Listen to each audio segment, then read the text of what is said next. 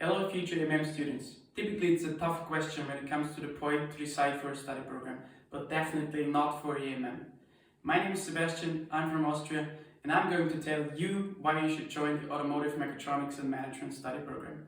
I joined the program in 2017 after I did my bachelor's in mechanical engineering, and there were basically three main aspects why I've chosen the program as my further education to acquire a master's degree. First of all, I like the combination of engineering and management courses, which will help you in the future to understand the relationships in the complex automotive environment much better. The second aspect was the possibility to work part-time in an automotive-related company and to gain some valuable practical insights into the industry. And as a last aspect, I like the international orientation of the study program and to meet new people from different countries and with different backgrounds.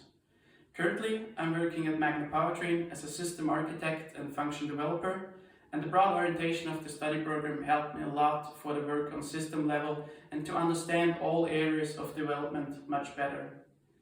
But during the study program, you also have the possibility to deepen your knowledge in a specific topic. Just talk to your professors and it will help you to find some interesting projects to work on.